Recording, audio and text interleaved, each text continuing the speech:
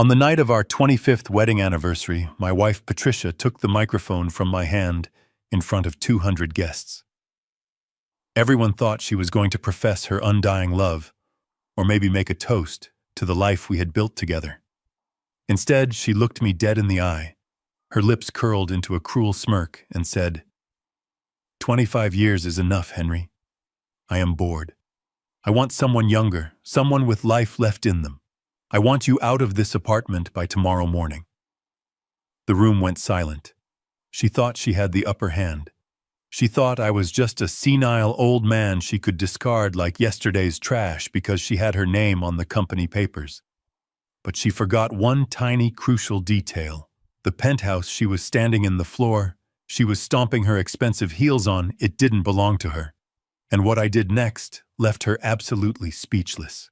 If you have ever given your heart and soul to someone only to be stabbed in the back when you were most vulnerable, hit that like button right now.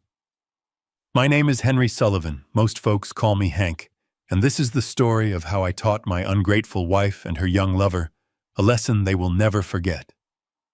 Let me know in the comments which city you are listening from. It helps me to know I am not alone in this fight. It was supposed to be a night of celebration. The crystal chandeliers were glittering overhead, casting a warm glow over the ballroom of our penthouse overlooking Lake Michigan. The Chicago skyline was shining behind the floor-to-ceiling windows, a view that cost me millions of dollars and 40 years of breaking my back in the construction business. I stood there in my tuxedo, which felt a little tighter around the waist than it did a decade ago, holding a glass of vintage champagne. I looked around the room at the faces of people I called friends. There were business partners I had made rich, politicians I had supported, and neighbors I had helped. I tapped my spoon against the glass, the sharp ring cutting through the chatter. I cleared my throat, feeling that familiar swell of pride and love. Patricia was standing near the grand piano wearing a red silk dress that I had bought her from Paris. She looked stunning, I will give her that. At 52, she still turned heads. I was 70, and I knew the years were showing on my face, carved by the wind and the sun of construction sites. But I thought we had a bond that went deeper than skin. I raised my glass and said, "Patricia, my love, 25 years ago, I promised to build you a world worthy of you. Looking around tonight, I hope I have kept that promise." I expected a smile. I expected a kiss. What I got was a laugh. A cold, sharp laugh that made the hair on the back of my neck stand up. Patricia walked over, not with the grace of a wife, but with the swagger of a predator who smells blood. She snatched the microphone from my hand. The feedback screeched through the speakers, making everyone wince. "Oh, save it, Henry," she said, her voice amplified and booming through the hall. "We are all tired of your old war stories. You built this. You did that. We get it. You are the great Hank Sullivan. But let's be honest. You are just a tired old man now." A nervous ripple went through the crowd. I stood there, my hand still raised, the champagne warming in my palm. I thought it was a joke. A bad joke, but a joke. "Patricia, honey," I said quietly, reaching for her arm. "Maybe you have had a little too much wine." She recoiled from my touch as if I were contagious. She stepped back, creating a stage for herself. She looked at the crowd, then back at me, with eyes I didn't recognize. They were cold, hard, and empty of any affection. "I am perfectly sober, Henry," she announced. "In fact, I have never been more clear-headed. I am doing this now because I want everyone to witness it. I am filing for divorce." The glass slipped from my fingers. It shattered on the marble floor, the sound exploding like a gunshot in the silence. No one moved to help. No one gasped. I saw Jason, her son, my stepson, the boy I had raised since he was a toddler, leaning against the bar. He wasn't shocked. He was smirking. He raised his glass to his mother in a silent salute. They had planned this. Patricia continued pacing around me like I was a condemned prisoner. "Look at you. You are past your prime. You fall asleep in front of the TV at 8. You forget where you put your keys. You are an anchor. Henry and I am done dragging you around. I have found someone who can actually keep up with me. Someone who understands the modern world. She gestured vaguely to the back of the room, but I didn't turn to look. I couldn't take my eyes off her. This woman who I had nursed through sickness, whose debts I had paid, whose son I had put through the best universities, was stripping me of my dignity in front of the entire city elite. And don't worry about the logistics, she added, her voice dripping with venom. Since the company is under my management now, and this penthouse is a corporate asset, I am exercising my executive right.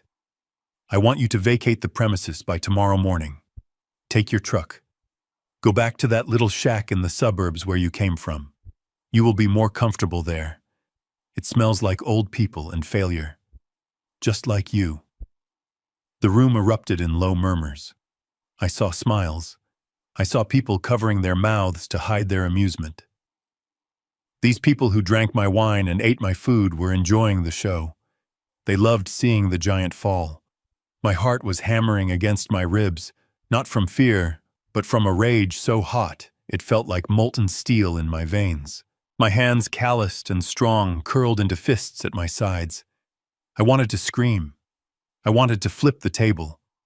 I wanted to remind her that the only reason she had management rights was because I signed them over when she claimed she wanted to help me retire. But I didn't. I took a deep breath. I remembered who I was. I am Hank Sullivan. I build skyscrapers on unstable soil. I know how to handle pressure. I looked at Jason. He was laughing now, whispering something to a waiter. I looked at Patricia. She was waiting for me to beg. She wanted tears. She wanted a scene she could use in court to prove I was unstable. I stepped closer to her. The microphone was still in her hand, but I didn't need it. I leaned in, invading her personal space just enough to make her flinch. I lowered my voice to a growl that only she could hear, a tone I used to use when a foreman tried to cut corners on my job site. You have made a big play tonight, Patricia, I whispered. You think you hold all the cards because you see my name on the retirement papers. But you forgot to check the foundation of the house you are trying to steal. Enjoy the view tonight. Really look at it. Because when the sun comes up, you are going to realize that you just evicted yourself from the only life you have ever known. I pulled back and saw a flicker of doubt in her eyes. Just a second of hesitation. But she shook it off and laughed nervously into the microphone. See? He is mumbling.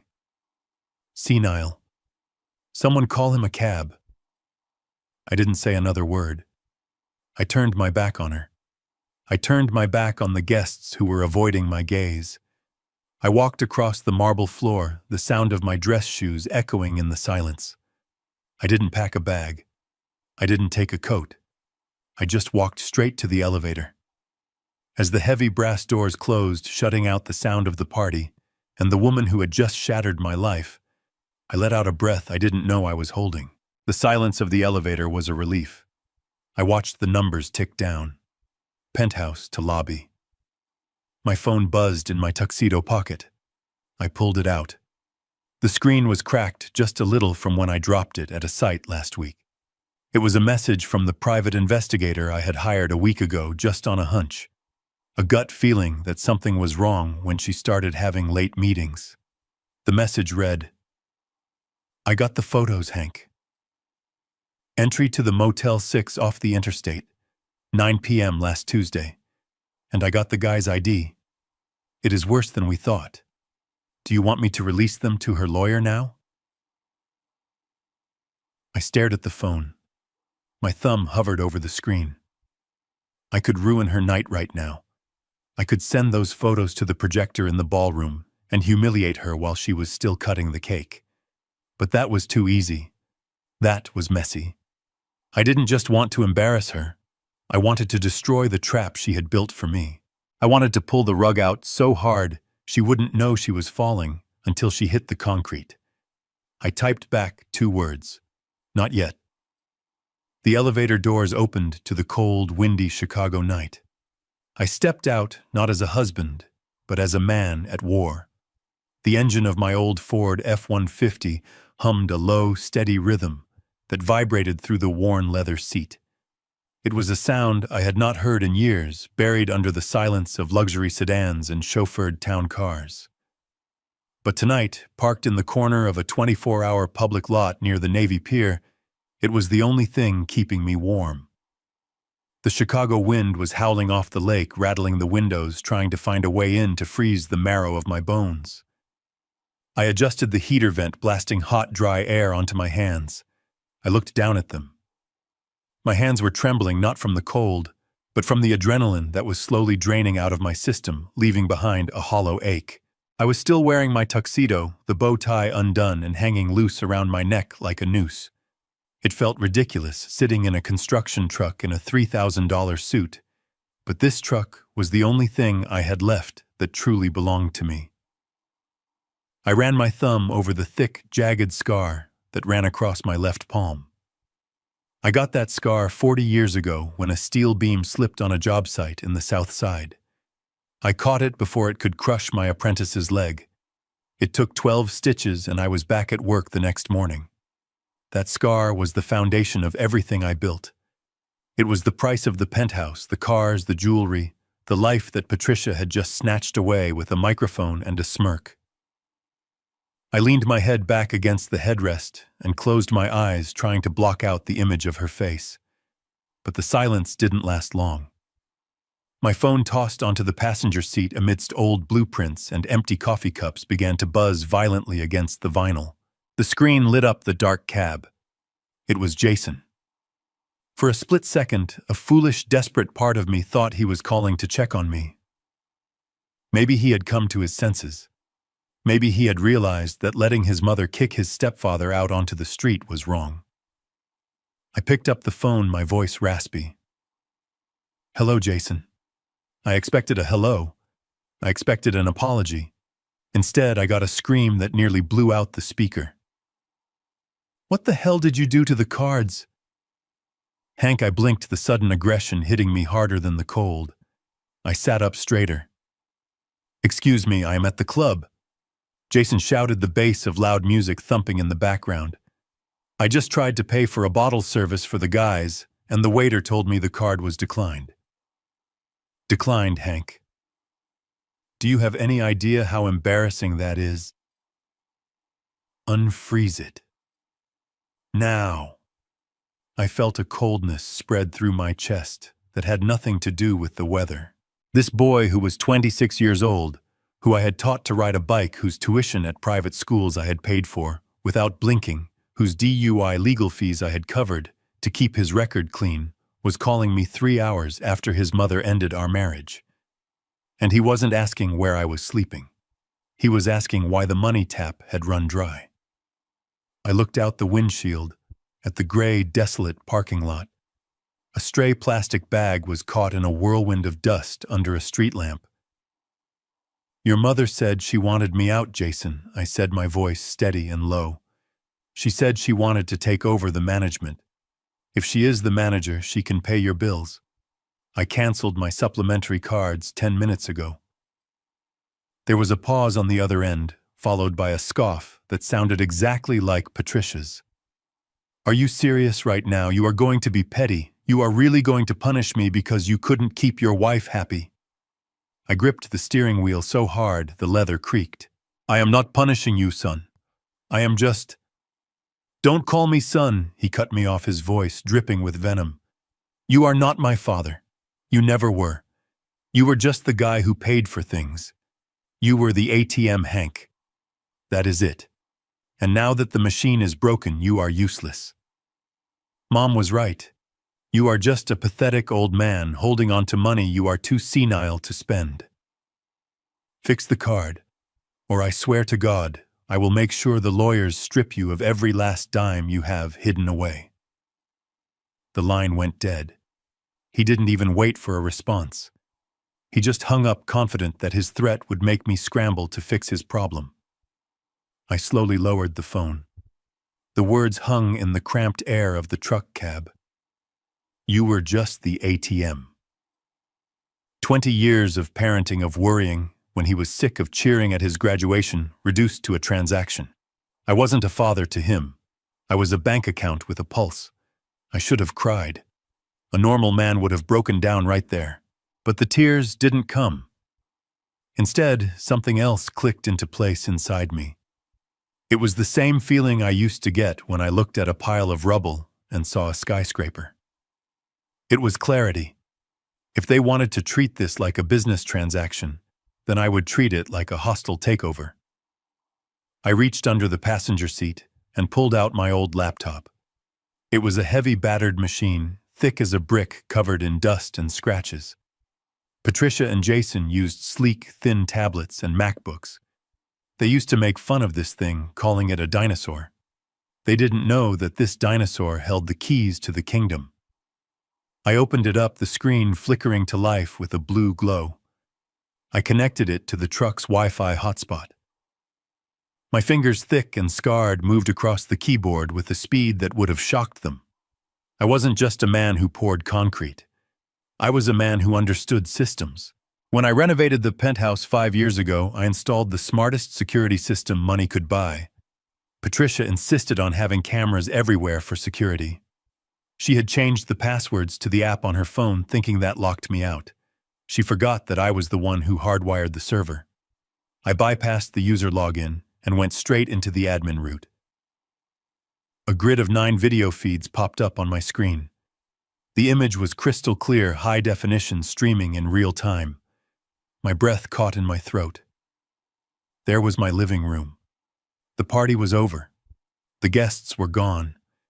The cleaning crew was working in the background, but in the center of the room, on my Italian leather sofa, sat Patricia and Tyler. Seeing them together on the screen was visceral. It was like watching a car crash. Tyler, the young personal trainer who I had paid a fortune to help Patricia get in shape, was kicked back with his feet up on my coffee table. He was laughing, his head thrown back. But it wasn't just his presence that made my blood boil. It was what he was wearing. He had stripped off his suit and was wearing my robe. My favorite silk robe, the navy blue one with my initials HS embroidered on the pocket. He looked like a child playing dress-up in his father's clothes. And in his hand, he held a wine glass. I zoomed in on the bottle sitting on the table next to him. It was a Chateau Margaux, 1982.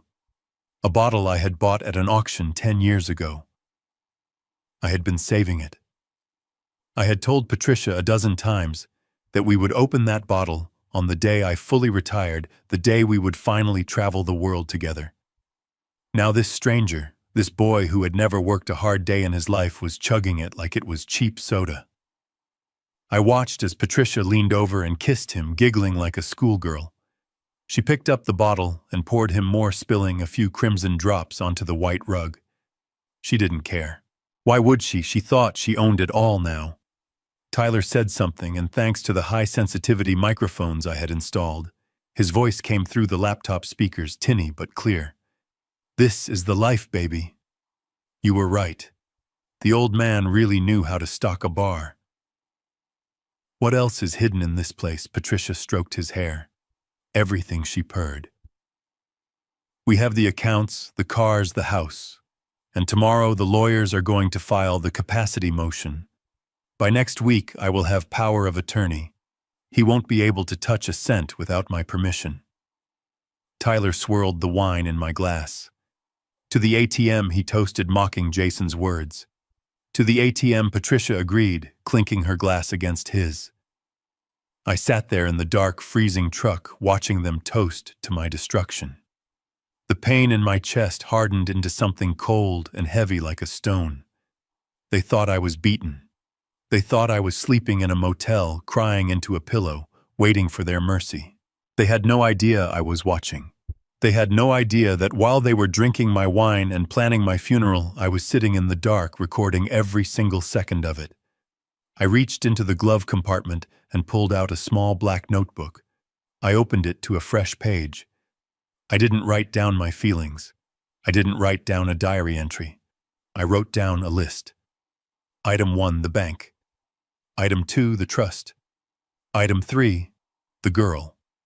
I closed the laptop, cutting off the image of their celebration. I wasn't tired anymore. The engine purred beneath me, a sleeping beast ready to wake up. I put the truck in gear. I wasn't going back to the suburbs to hide. I had work to do. And the first stop was a place Patricia had tried very hard to make me forget. The revolving doors of the First National Bank on State Street usually welcomed me with a smooth, heavy swoosh that sounded like success. I had banked there for 40 years. I knew the branch manager, the tellers, and even the security guard, who always asked about my truck. But that morning, as I stepped onto the polished marble floor, the atmosphere felt different. It was quieter, colder. I walked up to the counter where Sarah, a woman I had known since she was a fresh intern, was counting a stack of bills. I offered her a tired smile and slid my debit card across the granite. I needed $5,000 in cash. I needed to buy equipment, I needed to pay the investigator, and I needed to eat. Sarah picked up the card, but she didn't smile back. Her face went pale. She typed something into her computer, paused, and then typed it again. Her hands were shaking slightly. "Mr. Sullivan," she whispered, her voice barely audible over the hum of the air conditioning. "I am so sorry. The system. It says your accounts have been frozen." I frowned, leaning in closer. "That is impossible, Sarah. I have over $2 million in liquid assets in those accounts. Try it again." She shook her head, tears welling in her eyes. "It is not a technical error, Hank. It is a legal hold. A court order was uploaded into our system at 9 o'clock this morning. It flags you as a high-risk individual under temporary guardianship review. I cannot give you a single cent." My blood ran cold. I stood there paralyzed as the people in line behind me started to shuffle impatiently. Guardianship. The word tasted like ash in my mouth. That was for people who couldn't feed themselves, for people who didn't know what day it was.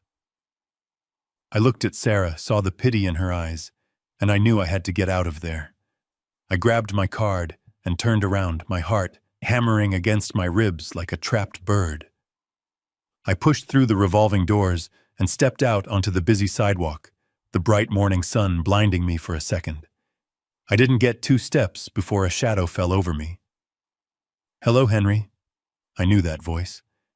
It was smooth, oily, and reeked of expensive cologne. I squinted against the glare to see frantic pedestrians parting like a stream around a man standing directly in my path. It was Vance, Patricia's lawyer. He was wearing a suit that cost more than my first house, and a smile that didn't reach his shark-like eyes. He wasn't alone. 2 large men in dark suits stood a few feet behind him, their arms crossed. Vance held out a thick manila envelope. "I suggest you take this, Henry." Vance said, his tone dripping with false concern. "It is for your own good. We filed an emergency motion this morning. Given your erratic behavior at the party last night and your history of confusion, the judge granted a temporary freeze on all your assets." I stared at the envelope, my hands balling into fists. My behavior, I was defending myself. Vance sighed, tapping a sleek tablet he was holding in his other hand. "It is not just the party, Henry. It is the pattern. Patricia has been very worried about you. She has been documenting your decline for months. You really should see this. It is heartbreaking, honestly." He turned the tablet screen toward me. I didn't want to look, but I couldn't look away. It was a video. The footage was shaky, shot from a cell phone. It showed me sitting in my recliner, my mouth open, fast asleep. Then it cut to a clip of me standing in the kitchen, patting my pockets, looking for my keys. Then another clip of me yelling at the television during a football game. But it was the audio that made my stomach churn. It was Jason's voice behind the camera.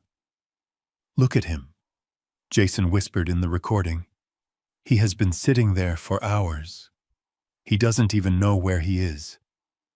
"Dad, do you know what year it is?" In the video I stirred from my nap and mumbled something incoherent. The video cut there. It was edited.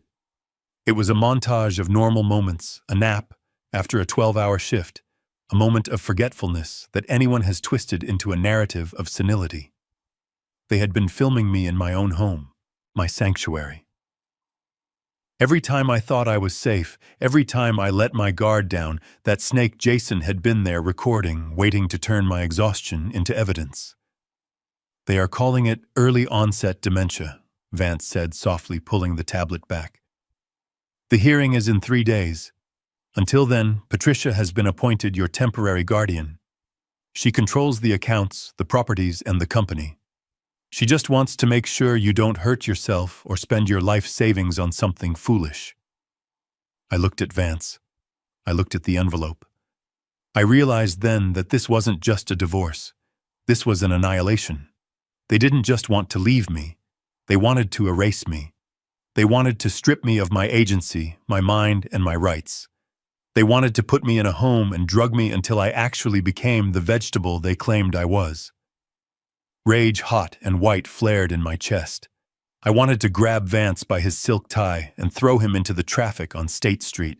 I wanted to scream that I could still outwork, outthink, and outmaneuver every single one of them. But then I remembered the camera. I remembered the security footage I had watched last night. I remembered the long game.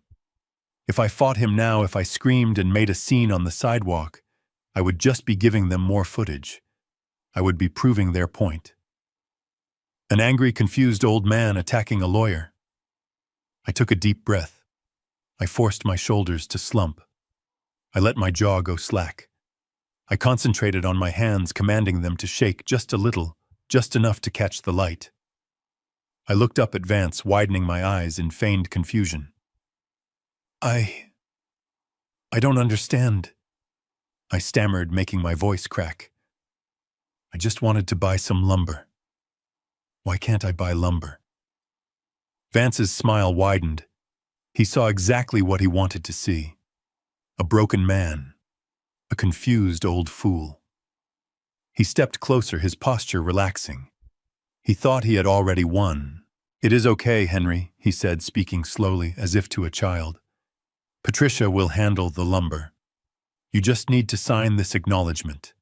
It just says you received the papers. Then you can go back to wherever you are staying. He held out a pen. An expensive Mont Blanc. I stared at the pen. I reached for it, letting my hand tremble violently. I fumbled with it, dropping it once on the pavement. One of the bodyguards snickered. Vance bent down and picked it up, placing it gently back in my fingers. Right here, Henry, he pointed to the line. I pressed the pen to the paper. I wrote my name, but I made it jagged. I skipped the middle initial. I made it look like the signature of a man whose mind was slipping away. There, I whispered. Is that okay? Perfect, Vance said, snatching the clipboard back. You are doing the right thing. Go get some rest, Henry. We will see you in court. He turned on his heel and walked away, flanked by his muscle already dialing a number on his phone. I watched him go. I stood there on the sidewalk for a long moment, letting the mask fall. I straightened my spine. I stilled my hands. The confusion vanished from my eyes, replaced by a cold, hard focus. They thought I was losing my mind. They thought they had trapped a senile old bear. But they had forgotten one thing about bears.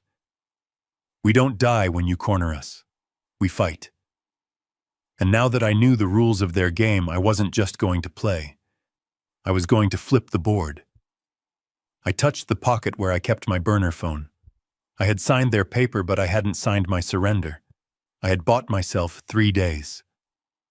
3 days to find the evidence that would send Vance to the Bar Association Ethics Committee and Patricia to jail. I turned and walked in the opposite direction toward the subway.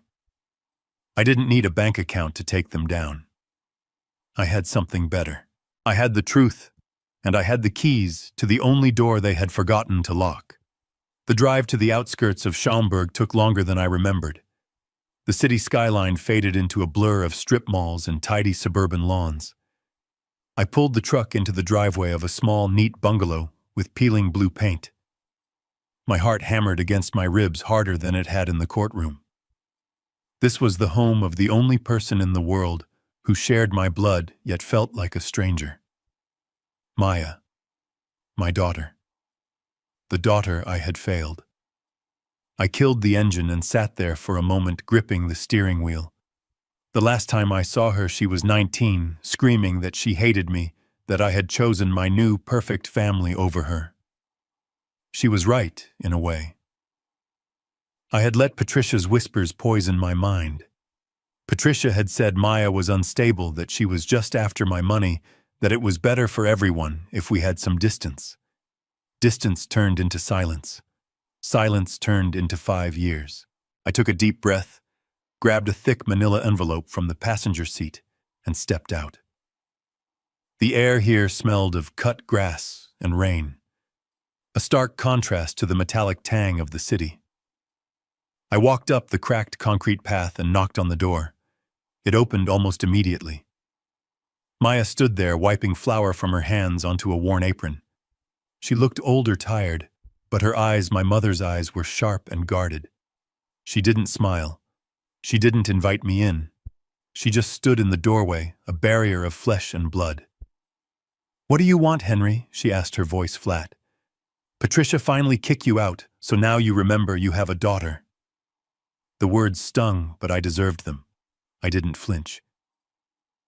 "May I come in, Maya?" I asked quietly. "I am not here to ask for anything. I just want to give you something." She eyed the envelope in my hand, suspicion narrowing her gaze. "If that is money, I don't want it. I have done fine without your charity for 5 years. It is not money," I said. "It is the truth." She hesitated, then stepped back, leaving the door open just enough for me to squeeze through. The living room was small but cozy, filled with books and the smell of baking bread. It was a home, a real home, unlike the cold museum I had been living in. I sat on the edge of a floral sofa, feeling like an intruder. Maya stood by the fireplace, arms crossed. "Talk fast. I have a shift at the bakery in an hour." I opened the envelope and spread the papers on the coffee table. "These are bank statements, Maya, from the last 5 years.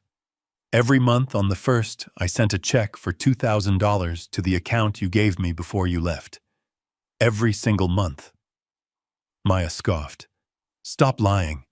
I never saw a dime. That account was closed a week after I moved out. Patricia told me you cut me off. She sent me a letter signed by you saying I was a disappointment and to never contact you again." I pulled out another sheet of paper. It was a copy of a letter, but not the one she described. It was a letter from the bank detailing a recurring transfer to an account under the name PM Management. "PM," I said, pointing to the letters. "Patricia Miller, her maiden name." She intercepted the checks, Maya. She told me the account number had changed. She said you were grateful, but busy. She said you didn't want to talk to me because you needed space to heal. I thought I was respecting your wishes. I thought I was helping you from afar. Maya picked up the paper, her hands trembling. She read the lines, the dates, the amounts. She saw the signature on the diversion authorization. It was Patricia's handwriting. The color drained from her face. "She stole it," Maya whispered, sinking into the armchair opposite me. "She stole the money you sent for my tuition. For my rent, I had to drop out of med school, Dad. I had to work 3 jobs. I thought you hated me." I felt a lump in my throat so large I could barely speak. I leaned forward, resting my elbows on my knees. "I never hated you, sweetheart. I was a fool. A blind, stupid old man who let a snake whisper in his ear. I am so sorry. I know I can't buy back the years, but I swear to you I am going to make it right." Maya looked up, tears brimming in her eyes. But it wasn't sadness I saw there anymore. It was anger, a fierce, burning anger that matched my own. She wiped her face with the back of her hand and stood up, pacing the small room. "You don't know the half of it, Dad. You have no idea who you are dealing with." "What do you mean?" I asked. Maya stopped and looked at me, a strange intensity in her gaze. You mentioned her new boyfriend. The young one. Tyler, I nodded. Yes. The personal trainer. Maya let out a bitter, hollow laugh. He is not a personal trainer, Dad. His name isn't even Tyler. It is Mitch. Mitch Reynolds. I frowned. How do you know that? Because he dated my best friend Sarah 3 years ago, she said, her voice shaking with rage. He met her at a gym in Miami. Charming, handsome, attentive. He told her he was an investment banker.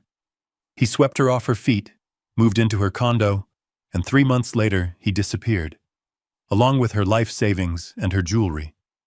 He is a pro-dad, a romance scammer. He targets older women or women with access to money. He bleeds them dry and vanishes. We went to the police, but he uses fake IDs. They never caught him. My blood ran cold. I had suspected he was a gold digger, but a professional criminal, a predator. This wasn't just about my money anymore. This was about danger. Patricia was a terrible human being, but she was walking into a trap that could leave her not just broke, but destroyed. Are you sure? I asked, my voice low.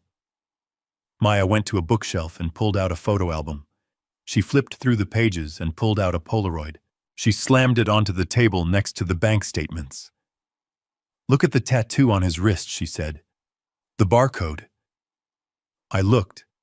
In the photo, a younger tan man was holding a drink, smiling at the camera. On his inner wrist was a distinctive black barcode tattoo. I closed my eyes, recalling the image from my security cameras last night. Tyler raising the wine glass. The sleeve of my robe falling back. The barcode. It is him, I breathed. Maya sat down next to me, her shoulder brushing mine. For the first time in 5 years, she didn't pull away. He is going to destroy her dad. He will get her to sign over everything she can, and then he will disappear. And if she has power of attorney over your assets, he will take everything I have too. I finished the sentence. We sat in silence for a moment, the weight of the revelation hanging in the air. The clock on the wall ticked loudly. Dad, Maya said softly. I didn't drop out of school completely. I switched majors. I am in my final year of law school. I know how these guardianship hearings work. I know what evidence we need. I looked at her, seeing the strength and resilience that had grown in the rocky soil of my neglect. I felt a surge of pride so strong it almost knocked me over. You will help me? I asked. After everything, Maya looked at the Polaroid of Tyler, then at the bank statements, then finally at me. I am not doing it for her, she said, her voice hard as flint. I am doing it for us, for the time we lost, and because I want to see the look on Mitch Reynolds' face when we take him down. She reached out and covered my scarred hand with her own. We need a plan, Dad. We need to prove he is a fraud before the judge signs that order. And we need to catch Patricia in the act of handing him the keys to the castle. I turned my hand over and squeezed hers. A plan. I said, a slow smile spreading across my face. I have a plan, but I am going to need someone who knows the law, and someone who isn't afraid to get their hands a little dirty. Maya smiled back, a sharp, dangerous smile that reminded me of myself in my prime. I can skip my shift at the bakery, she said. Let's go to work. We stood up together, father and daughter, united by a common enemy, and a truth that had finally come to light. The drive back to the city wouldn't be lonely this time. I had my army, and Tyler, or Mitch, or whatever his name was, had no idea what was coming for him. The studio apartment I rented directly across the street from my own penthouse was a far cry from the luxury I was used to. It smelled of stale cigarette smoke and boiled cabbage, and the radiator clanked like a dying engine. But it had the one thing I needed, a direct line of sight into the living room of the life I had left behind. Maya had gone to the law library to start drafting our counterattack, leaving me alone with my equipment. I set up a folding table near the window, arranging my laptop, a signal booster, and a high-frequency receiver. I felt less like a retired construction magnate and more like a sniper settling into a nest. I opened my laptop and tried to connect to the penthouse network. Access denied. Patricia had changed the password. She probably thought she was being clever, securing the perimeter against me. I could imagine her smug satisfaction as she typed in some new code thinking she had locked me out of my own home. But Patricia made the mistake that most people make. She thought a smart home was just software. She forgot that before it is code, it is hardware. And I was the one who installed the hardware. 3 years ago, when we retrofitted the penthouse with the latest climate control system, I insisted on a hardwired industrial-grade thermostat system. I didn't trust the cloud completely, so I had the technicians install a localized maintenance backdoor directly into the central HVAC unit. It was a fail-safe, a way for the repair guys to run diagnostics without needing the homeowner's Wi-Fi password. It communicated on a low-frequency radio band completely separate from the internet. I pulled a specialized antenna out of my bag and pointed it at the penthouse window. On my screen, I ran a scanning program I used to use for site surveys. Within seconds, a green bar pinged. Carrier Infinity System detected. I smiled. The back door was wide open. Through the HVAC system's sensors, I could bridge into the rest of the local network. It was like entering a fortress through the air vents. I bypassed the firewall, ignored the new Wi-Fi password, and within 5 minutes, I had administrative control over every camera, microphone, and motion sensor in the apartment. The screen flickered, and suddenly I was back in my living room. The image was sharp 4K resolution, streaming in real time. The sun was setting over Chicago, casting long orange shadows across the expensive furniture. Patricia was sitting on the beige sofa, clutching a glass of white wine. She looked stressed. Her posture was rigid, her fingers drumming nervously against the stem of the glass. Tyler was there too. He was pacing back and forth in front of her, animated, energetic. He was wearing one of my tailored suits. It was a little big in the shoulders, but he clearly thought he looked like a king. I turned up the volume on the microphone embedded in the smart speaker on the coffee table. "Babe, you are not listening to me," Tyler said, stopping in front of her and running a hand through his hair. "This isn't just an investment. It is a revolution. Future Coin is going to triple in value by next Friday." Triple. Do you know what that means? Patricia took a large sip of wine. I know, Tyler. I know. But the numbers. You are asking for $5 million.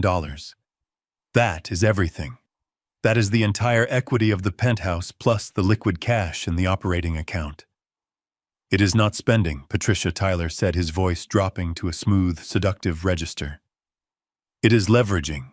We put the money in, we ride the spike, and we pull out with 15 million. We can buy a villa in Tuscany. We can buy a yacht. We can finally live the life you deserve without worrying about that old man's penny-pinching legacy. Patricia looked down at the floor. But to mortgage the penthouse so quickly, Vance said the guardianship papers are temporary. If Hank fights this, if the judge sees we liquidated the primary asset. Tyler scoffed a harsh sound that made Patricia flinch. He sat down next to her, invading her space, placing a hand on her knee. Hank. You are still worried about Hank. He is sleeping in a truck. Patricia, he is a confused, broken old man. He isn't going to fight anything. He probably doesn't even remember what day it is. He squeezed her knee, his thumb rubbing circles on her skin. But maybe I was wrong about you. Patricia looked up, alarm in her eyes. What do you mean? I mean, maybe you aren't the visionary woman I fell in love with, Tyler said, pulling his hand away and standing up. He walked to the window, turning his back to her. Maybe you are just like him. Scared, old, stuck in the past. Maybe you belong in a rocking chair, counting pennies, not on a yacht in the Mediterranean. It was a masterclass in manipulation. I watched, gripping the edge of my folding table until my knuckles turned white. He was weaponizing her biggest insecurity. her fear of aging, her fear of being irrelevant. Patricia stood up, setting her glass down so hard, wine sloshed over the rim. Don't say that. I am not old, and I am certainly not like him. Then prove it, Tyler spun around, his eyes locking onto hers. Take the leap. Show me that you trust me. Show me that you trust us. Or are we just playing house here because I have investors in Dubai begging to get in on this allocation? I held it for you because I love you. But if you are too scared... He let the sentence hang in the air, a threat of abandonment wrapped in a business pitch. Patricia crumbled. I saw the fight leave her body. She was terrified of losing this young, beautiful man who made her feel 20 again. She was more afraid of being alone than she was of being broke. Okay, she whispered. Okay. I will tell Vance to expedite the paperwork. We will mortgage the penthouse. Tyler's face transformed instantly. The cruelty vanished, replaced by a beaming, boyish smile. He rushed over and scooped her up in a hug, spinning her around. That is my girl, he cheered. You are a genius, Patricia. We are going to be kings and queens. I watched them embrace a cold pit forming in my stomach. She had just agreed to sign her death warrant. $5 million into a crypto scam. Once that money left the account, it would be untraceable. Tyler would vanish, and Patricia would be left with a foreclosure notice and a broken heart. But as I watched Tyler kiss her neck, I saw him glance over her shoulder. He looked directly at the smart TV, checking his reflection in the dark screen. The look on his face wasn't love. It was the smirk of a predator who had just closed the trap. I leaned back in my creaky chair in the smelly apartment. I had what I needed. I knew the timeline. I knew the mechanism. They were going to try to rush the mortgage through the bank tomorrow. Patricia thought she was investing in her future. She didn't realize she was handing me the weapon I needed to destroy them both. I picked up my burner phone and dialed a number I hadn't called in 10 years. It was a direct line to the senior vice president of lending at the bank. He was an old friend, a man who owed his career to a recommendation I wrote back in the 90s. It rang twice. Hello, a confused voice answered. Jim, it is Hank Sullivan, I said, my voice steady and cold. Don't hang up. I have a business proposition for you. A very unusual one. I watched the screen as Patricia poured another glass of wine, celebrating her ruin. Tomorrow my wife is going to come in asking for a $5 million loan against the penthouse, I told Jim. I want you to approve it. There was silence on the other end. Hank, are you crazy? I heard about the trouble. If I approve that, you lose the equity. Just listen to me, Jim, I said. Approve it. Fast-track it. Skip the due diligence. But I want you to trace exactly where that money goes. Because when the dust settles, I am going to give you the biggest fraud bust of your career. Do we have a deal? I waited. On the screen, Tyler was dancing with Patricia, leading her in a slow circle. Okay, Hank, Jim finally said. I trust you. God help us both. I hung up. The trap was set. Now I just had to wait for the mouse to take the cheese. The Lakeshore Country Club was a sanctuary of old money and silence, where the only sounds were the distant thwack of a driver hitting a Titleist and the clinking of ice in crystal glasses. I drove my rusted Ford F-150 right up to the valet stand, amidst a sea of Bentleys and Porsches. The valet, a young kid named Kevin, who I had tipped generously for 3 years, didn't sneer at my truck. He rushed over and opened the door with the same respect he would show a head of state. Good afternoon, Mr. Sullivan, he said with a genuine smile. It is good to see you, sir. We heard about the trouble at the apartment. If you need anything at all, you just let me know. I handed him a 20 and patted him on the shoulder. I realized then that I had more friends in the service staff than I did in the membership directory. I wasn't wearing a tuxedo today, and I certainly wasn't wearing the rags Patricia probably hoped I was rotting in. I was wearing my best golf attire, a crisp white polo, and tailored navy slacks, looking every bit the retired tycoon I was. I walked through the mahogany doors of the clubhouse with my head held high. I could feel the eyes on me immediately. The whispers started before I even reached the hostess stand. "There goes Henry Sullivan.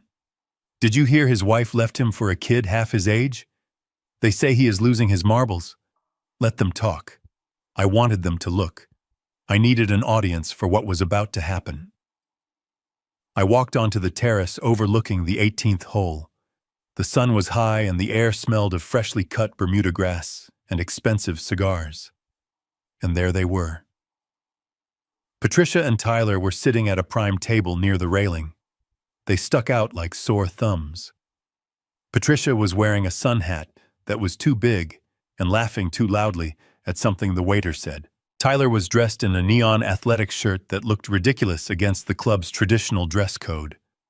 He wasn't relaxing. He was working.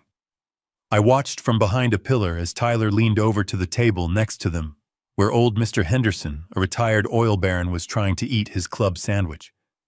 Tyler was talking fast, using his hands flashing that $1,000,000 smile. He was pitching. He was hunting for investors for his crypto scam right here in my backyard. I saw Mr. Henderson wave him off with a look of annoyance. Tyler's smile faltered for a second, a crack in the mask, but he quickly recovered and turned back to Patricia, grabbing her hand aggressively. They were desperate. They needed cash now to keep the charade going. I took a deep breath and stepped out of the shadows. I didn't walk toward them. I walked to a table about 10 feet away, just within earshot, but far enough to seem coincidental. The waiter, an old friend named Marco, hurried over. "Mr. Sullivan." "The usual," I nodded.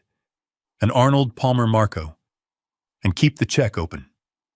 I sat down, pulling out my phone. I didn't look at Patricia. I didn't look at Tyler. I acted as if they didn't exist. But I could feel their eyes burning holes into the side of my head. I could imagine the panic rising in Patricia's chest. She had probably told everyone I was a bedridden, senile wreck, and here I was looking better than I had in years. I waited exactly 3 minutes, enough time for them to whisper to argue about whether they should leave. Then I triggered the alarm I had set on my phone. It rang with a shrill, urgent tone. I answered it immediately, putting it on speakerphone for just a second before switching to the handset, ensuring the initial burst of sound drew their attention. "George," I said loudly, my voice filled with fake frustration. "I told you to get me in on that allocation." I paused, listening to the silence on the other end. "I don't care what the buy-in is." I continued, letting my voice carry over the gentle breeze. "I am hearing whispers all over Chicago. Future Coin is tracking to do 200% by Friday. 200%, George. That is retirement money. That is island money." I risked a glance out of the corner of my eye. Tyler had frozen. His sandwich was halfway to his mouth. He was staring at me, his eyes wide. He couldn't believe it. He was hearing the name of his own fake coin coming from the mouth of the man he hated most. In his twisted, arrogant mind, this validated everything. It meant his lie was so good, so convincing, that even the smart money was chasing it. Or perhaps he thought I was just another gullible old fool falling for the hype he had created. Either way, I had his attention, but I wasn't done. I had to sell the despair. "What do you mean my liquidity is tied up?" I snapped into the phone, slamming my hand on the table. The cutlery rattled. "It is." "The divorce, isn't it? That woman frozen my accounts." "Damn it, George. Do you know what this means? I am going to miss the window. The biggest surge in crypto history, and I am going to be sitting on the sidelines because of a court order." I let my shoulders slump. I rubbed my temples, looking like a defeated man. "Fine. Fine. Just see if you can find a back door. Maybe a bridge loan. I can't let $5 million in potential profit slip through my fingers just because I can't access my capital for another week. Call me back." I hung up the phone and threw it onto the table with a theatrical clatter. I stared out at the green fairway, shaking my head. I looked like a man who had just lost a winning lottery ticket. I didn't have to wait long. I heard a chair scrape against the patio stones. Footsteps approached. I didn't look up until a shadow fell across my table. It was Tyler. He was standing there, his chest puffed out, a smug, victorious grin plastered across his face. Patricia was a few steps behind him, looking pale and confused. "Rough day at the office," Hank Tyler asked, his voice dripping with condescension. I looked up at him slowly, squinting as if I was trying to place his face. "You," I grunted. "What do you want?" "Here to gloat that you are driving my car. I am here to tell you that you are losing your touch." "Old man," Tyler laughed, looking back at Patricia to make sure she was watching. I couldn't help but overhear. "Future Coin. You are trying to get into Future Coin." I narrowed my eyes, playing the suspicious, jealous investor. "What do you know about it? That is an exclusive pre-sale. Only for institutional investors." Tyler laughed again, louder this time. He leaned in, placing his hands on my table. "Exclusive, Hank. I am the institution. I have been telling Patricia about it for weeks. But you know what this difference is between you and us. We are agile. We are the future. You are just too slow." He stood up straight, adjusting his polo shirt. "Don't worry, Hank. When we cash out next week, maybe I will let you caddy for me. I am a generous guy." I glared at him, putting every ounce of hatred I had into my eyes. "You are a fool," I spat. "You don't have the capital to play in that league. That is a $5 million buy-in. Patricia doesn't have that kind of cash." Tyler smirked, glancing at Patricia. "Not yet," he said. "But we are working on it. Come on, babe. Let's go make a phone call." He grabbed Patricia's arm and practically dragged her away. I watched them go. Patricia looked back at me one last time. In her eyes, I didn't see hatred. I saw panic. She had heard me. She had heard the desperation in my voice about missing the opportunity. She trusted my business instinct more than she trusted anyone on earth. If Hank Sullivan was angry about missing out on Future Coin, then Future Coin must be the real deal. I had just removed her last doubt. I watched them rush toward the exit, Tyler already pulling out his phone, probably calling the bank to harass them about the mortgage. Patricia was walking fast, trying to keep up, her high heels clicking frantically on the pavement. She was rushing toward a cliff, convinced she was running toward a gold mine. Marco returned with my drink. I took a long sip of the iced tea, the lemon tartness cutting through the dust in my throat. I watched the valet bring my truck around, but I didn't get up yet. I sat there for a long time, watching the sun dip lower in the sky, casting long shadows across the perfect manicured grass. I felt a strange hollowness in my chest. I had just pushed the woman I once loved off a ledge. I had used her greed and her insecurity to destroy her. A part of me, the part that remembered the day we said our vows, wanted to run after her and shake her to tell her to wake up. But then I remembered the microphone. I remembered the smirk. I remembered the video of them drinking my wine and planning to put me in a home. I finished my drink and stood up. The game was in motion. The loan would be approved tomorrow morning. The money would move, and I would be there to catch it. I left a $100 bill on the table for Marco and walked out to my truck. The air was getting colder, but for the first time in days, I didn't feel the chill. I felt the heat of the fire I had just lit, and I was ready to watch it burn. The phone in my hand felt heavy, like a detonator waiting to be pressed. It was Jim calling from his corner office on the 45th floor of the bank tower. I was parked 2 blocks away, staring at the gleaming glass facade of the building where my life's savings were stored. I answered on the first ring, my voice tight. "Talk to me, Jim." He sounded breathless, almost panicked. "Hank, they are here. Patricia and that kid. She is asking for an expedited liquidity loan against the penthouse equity and a margin loan against the company's operating capital. She wants $5 million, Hank. 5 million. And she wants it wired immediately to an offshore crypto exchange wallet. I closed my eyes, picturing the scene. Patricia sitting in the leather chair I had sat in 1,000 times, thinking she was making the deal of the century. Tyler hovering over her shoulder, smelling the money, his heart probably racing faster than hers. "Stop the compliance check, Jim," I said, my voice low and steady. "Hank, I can't just—" Jim stammered. "The system flagged it as high risk.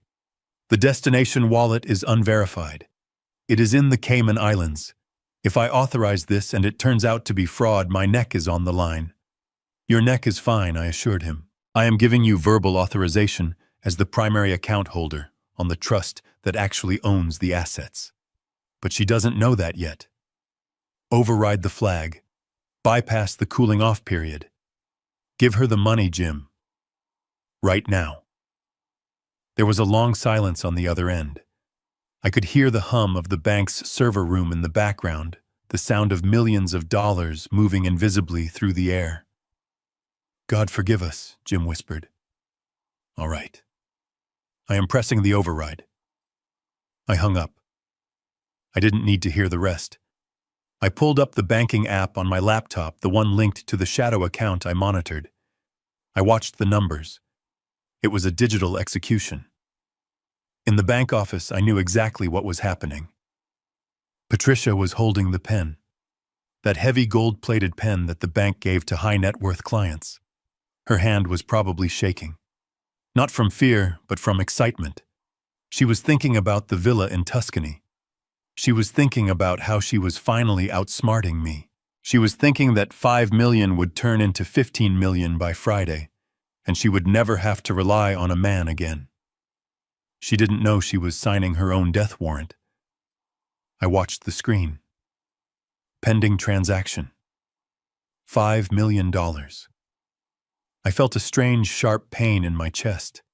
It wasn't the money. I could make more money. It was the memory of the woman she used to be. I remembered Patricia 20 years ago helping me do payroll at the kitchen table, worrying about every cent we spent. We built this fortune together, brick by brick. And now, blinded by vanity and a fear of getting old, she was throwing it all into a furnace because a boy with a barcode tattoo told her she was beautiful. Tyler was probably standing behind her, massaging her shoulders, whispering poison in her ear. "Sign it, baby. Just sign it. We are going to be free." He didn't care about her. He didn't care about the penthouse. He just wanted the transfer code. Once that money hit the blockchain, it was gone. Untraceable. Irreversible. The screen on my laptop refreshed. Processing. I gripped the steering wheel.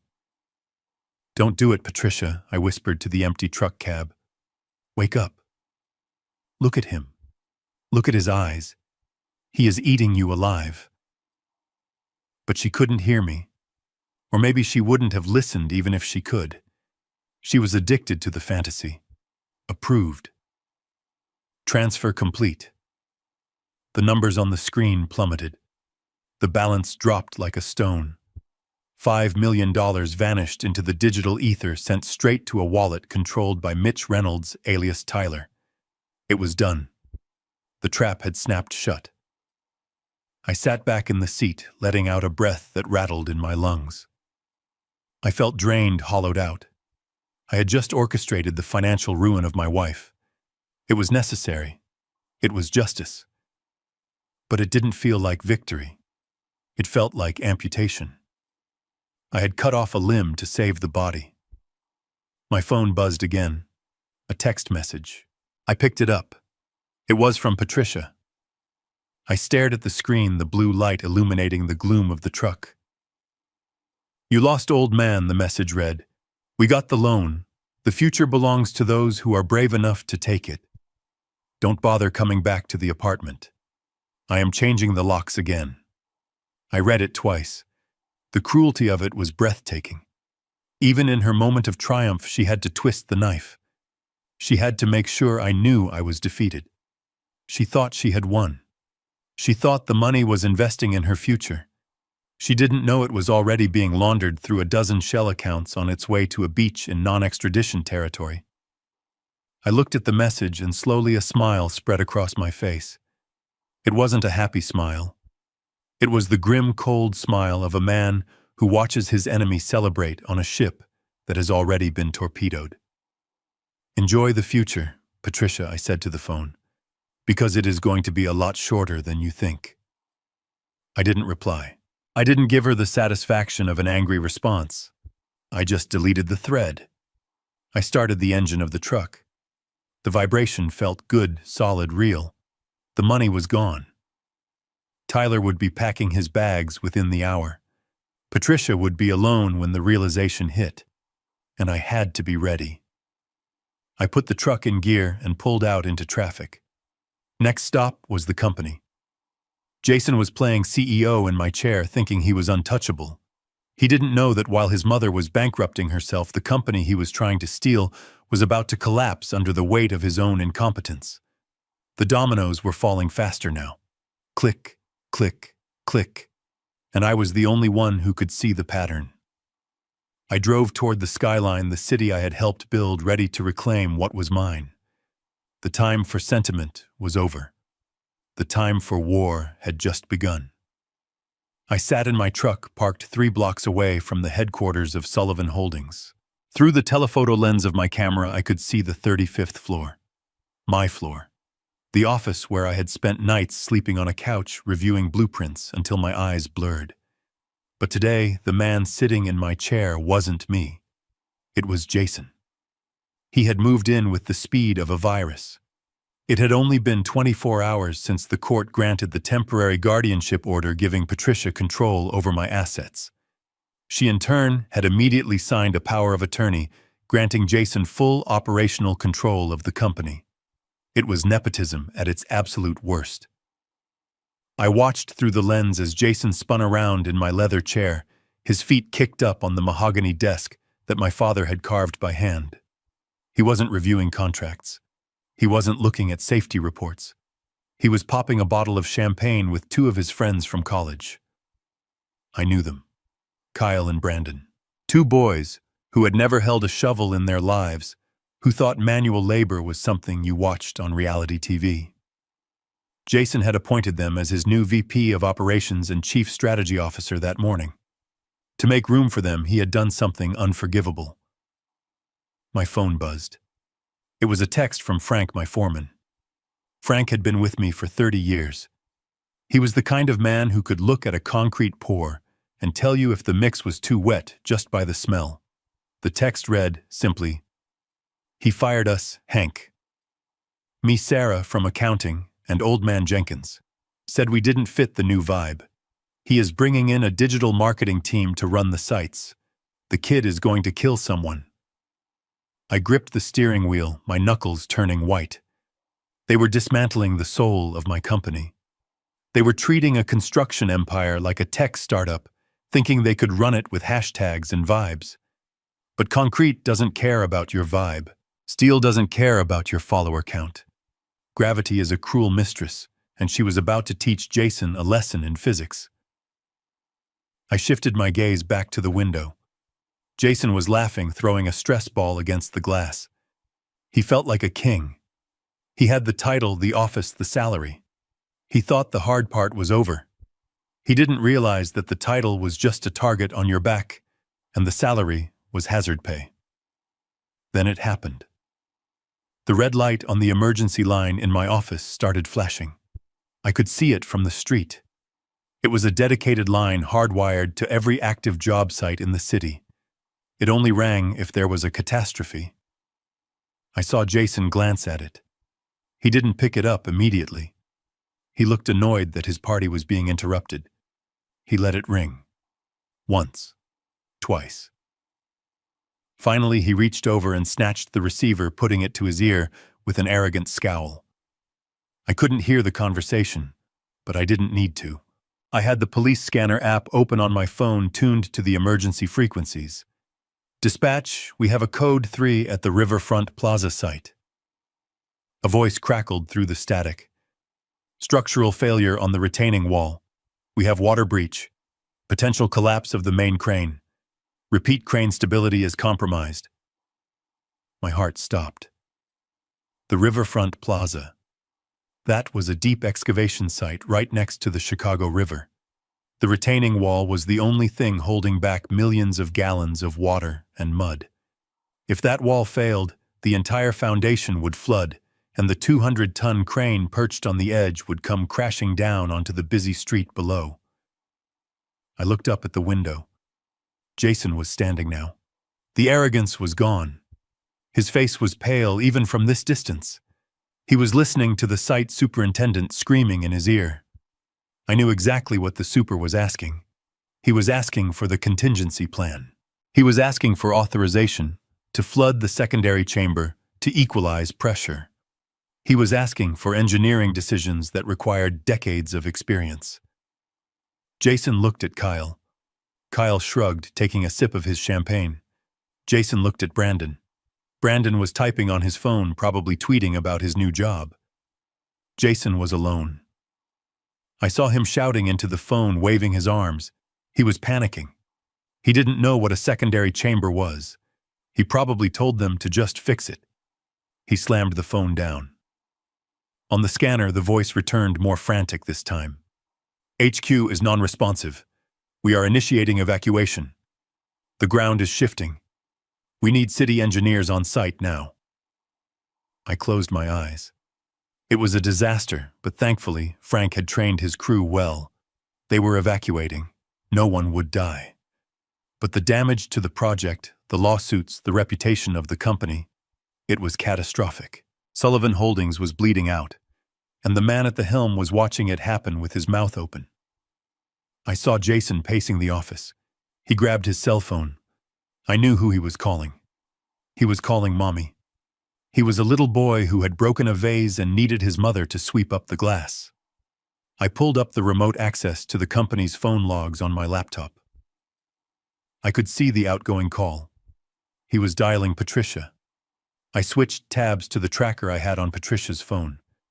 She was in the Bahamas. The GPS showed she was at a beach club called the Pink Sands. I imagined the scene. Patricia lying on a lounge chair, a margarita in hand, Tyler rubbing sunscreen on her back. She was celebrating her freedom. She was spending the money she had stolen from our future. Jason's call went to voicemail. I saw him redial, again and again. Finally, it connected. I hacked into the audio stream. It was illegal, reckless, and absolutely necessary. Mom, Jason screamed, his voice cracking. Mom, you have to help me. The river wall is collapsing. The crane is leaning. The police are there. They are asking for the CEO. They want to arrest someone if that thing falls. There was a pause. Then Patricia's voice came through, tinny and distant, competing with the sound of steel drums and ocean waves. Jason frantically. I can't hear you. The reception is terrible. We are on a boat. Tyler just ordered lobster. Mom, listen to me, Jason shrieked. The company is falling apart. I don't know what to do. You need to come back. Patricia laughed. It was a high, tipsy laugh. Don't be dramatic, darling. You are the CEO now. Handle it. That is why we fought for this, isn't it? Just call what's his name? The old guy. Frank. I fired Frank. Jason yelled, tears visible in his eyes as he leaned against the glass. Well, hire him back. Patricia snapped, her patience wearing thin. Look, I have to go. Tyler is waiting for me in the water. Don't ruin my vibe, Jason. Handle it. Click. She hung up on him. She hung up on her son in the middle of a crisis to go swim with a con artist. I watched Jason stare at the phone. He slowly lowered it to his side. He looked around the office. Kyle and Brandon had stopped drinking. They were looking at the news on the TV screen mounted on the wall.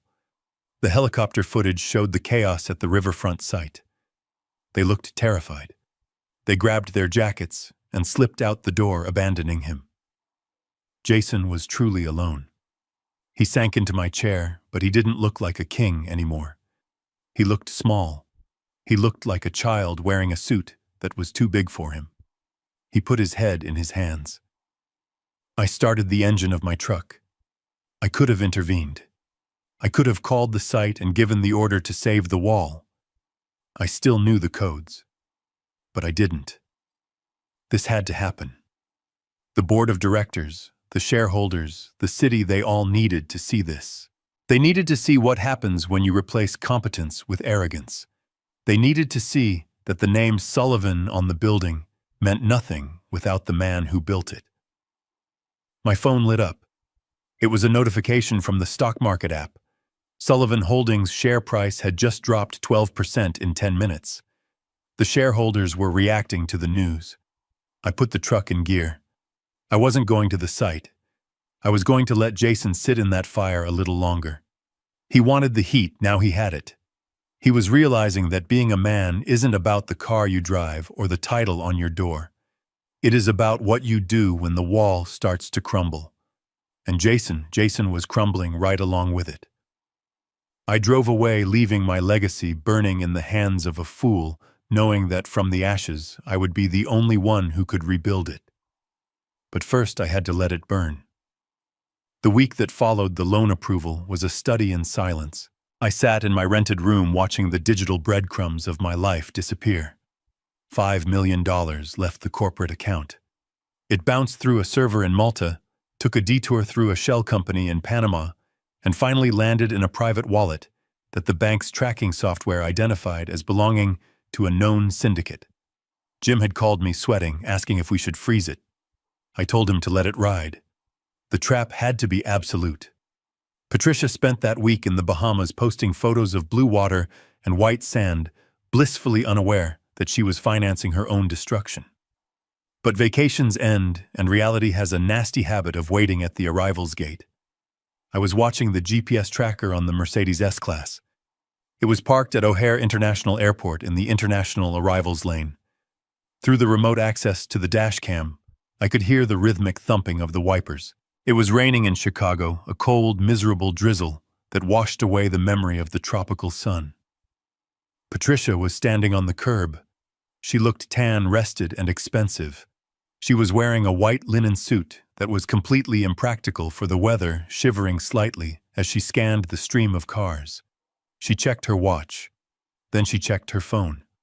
I could see her reflection in the side mirror of the car. She was smiling, texting, probably sending Tyler a message like, "Where are you, handsome? I am freezing." Tyler was supposed to have landed an hour earlier. He had told her he had to fly back separately because of a meeting with the whales, the big investors who were going to push Future Coin to the moon. 1 hour passed. The smile began to fade. The shivering became more pronounced. She stepped back into the car to warm up, slamming the door shut. The interior camera gave me a front row seat to her unraveling. She dialed a number. I knew exactly which number. "The subscriber you are trying to reach is not available." She hung up and dialed again. Her fingers were tapping frantically against the steering wheel. "He is just in a tunnel," she muttered to herself. "He is just in the underground parking." Another hour passed. The traffic at the terminal thinned out. The security guard tapped on her window, telling her she couldn't idle there anymore. She snapped at him, flashing her high-beam eyes, but she put the car in gear. She circled the terminal. Once. Twice. Panic is a slow poison. It starts in the stomach and works its way up to the throat. I watched it take hold of her. She pulled into a short-term parking spot and killed the engine. She grabbed her phone again, but this time she didn't open the dialer. She opened the crypto exchange app, the one Tyler had installed for her, the one that held the $5 million of borrowed money. I zoomed in on the interior camera feed. The screen of her phone was bright in the dim car. It loaded slowly. The little spinning wheel of death. Then the numbers appeared. Total portfolio value, 0. She blinked. She swiped down to refresh. The wheel spun again. Total portfolio value, $0. No.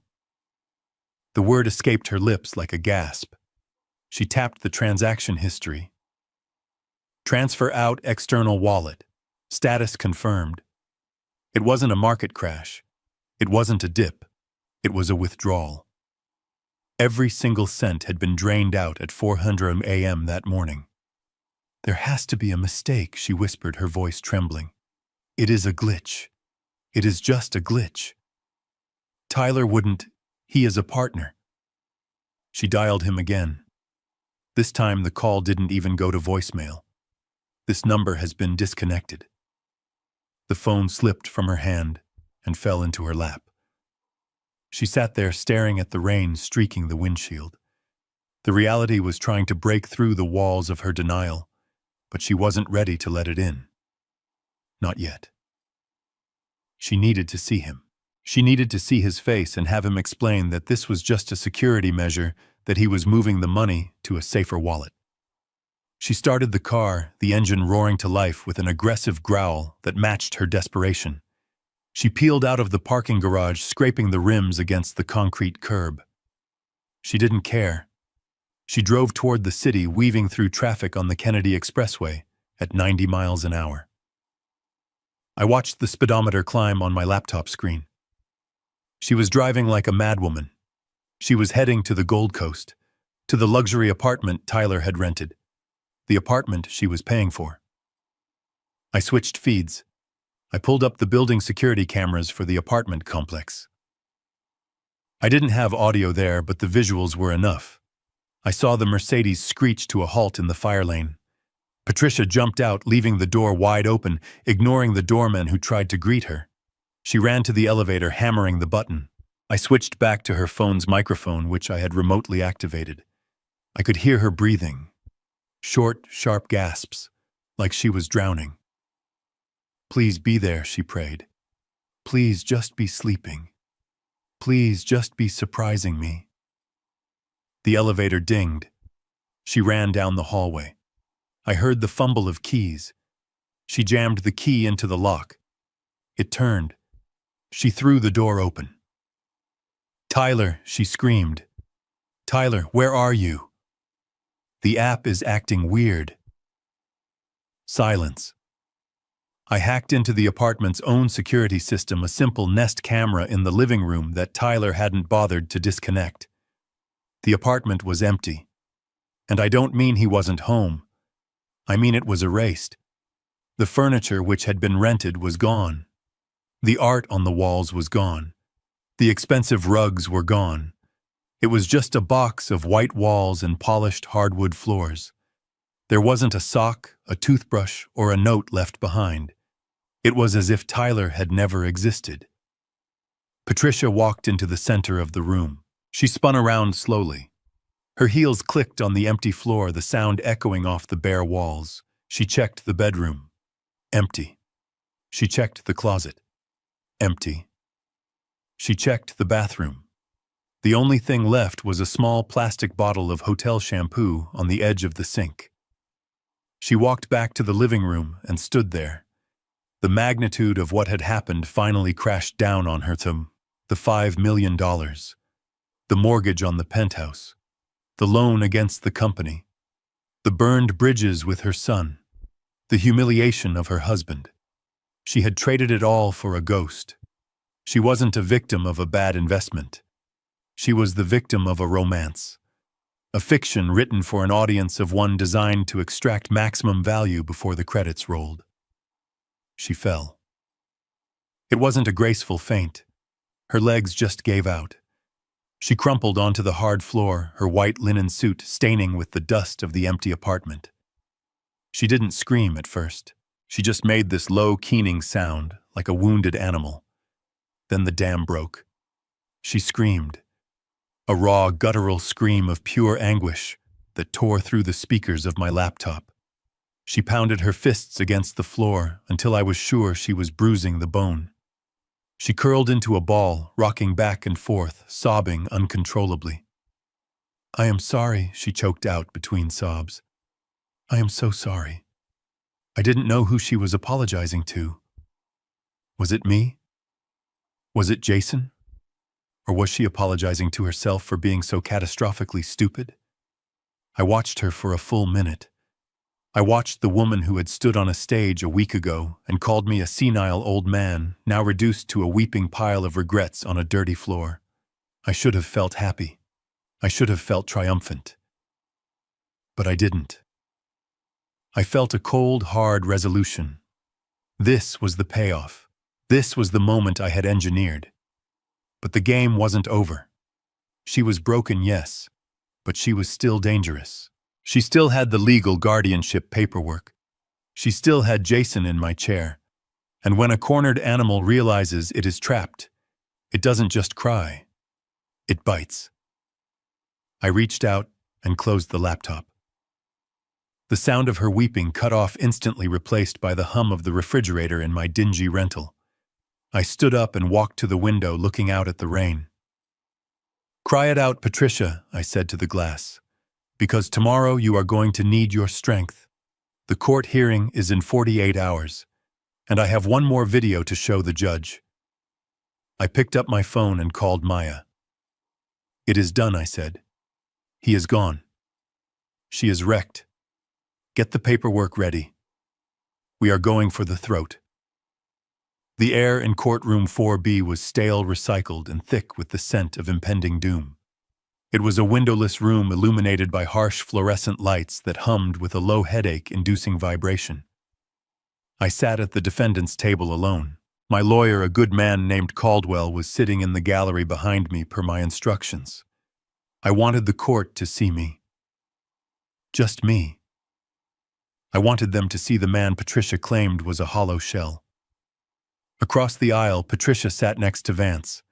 She was wearing a modest black dress that made her look like a grieving widow, even though her husband was sitting 10 feet away. She was pale. Beneath the layers of expensive foundation, I could see the dark circles under her eyes. She wasn't just tired, she was terrified. I knew why. She was doing the math in her head over and over again. $5 million gone. A mortgage she couldn't pay. A loan shark interest rate ticking up by the second. Her only way out, her only lifeline to avoid prison or bankruptcy, was to win this hearing. She needed control of my company. She needed to liquidate my assets to cover the crater she had blown in her own life. Vance stood up, smoothing his silk tie. He looked confident. He thought this was a formality.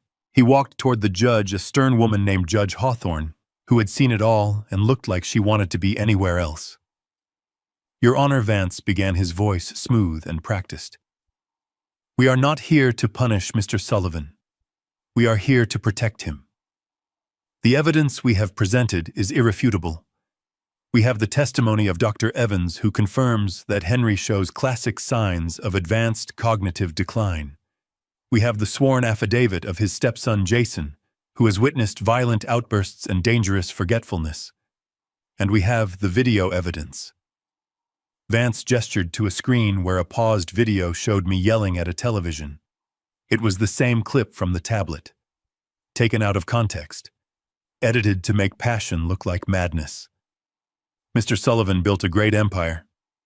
Vance continued, turning to look at me with mock pity. "But the sun has set on that day.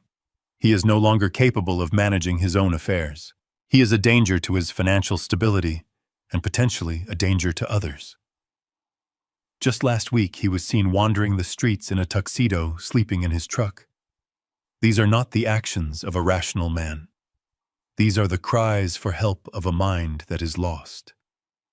Patricia dabbed her eyes with a tissue. It was a perfect performance.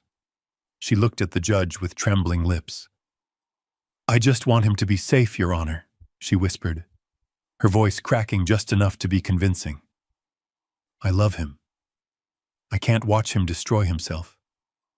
I watched her. I didn't feel anger anymore.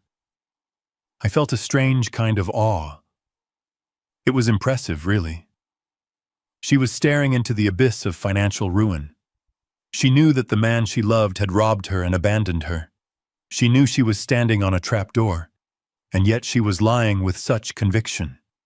She was fighting for her survival, and I was the sacrifice she was willing to make. Vance called his first witness. It was Dr. Evans, a man I had met once for a routine physical 5 years ago. He walked to the stand, avoiding my gaze. He testified that my recent behavior was consistent with rapid onset dementia. He used big words: frontotemporal degeneration, executive dysfunction.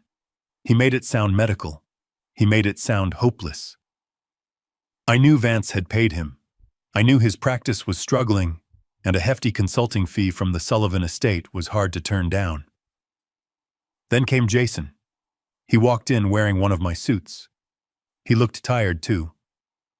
The disaster at the construction site had taken a toll, but he still had that arrogant tilt to his chin. He sat in the witness box and lied. He told the court that I forgot his name. He told them I left the stove on. He told them I threw a stapler at him in the office. I sat there, stone still. I didn't object. I didn't shake my head. I let them pile the dirt on my grave. I let them build a mountain of lies so high that they thought I would never be able to climb out. The judge listened to it all, scribbling notes. She looked at the medical reports. She looked at the financial statements Vance provided, which showed erratic spending. Of course, they were erratic. I had been moving money to secure the trap, but to her it looked like chaos.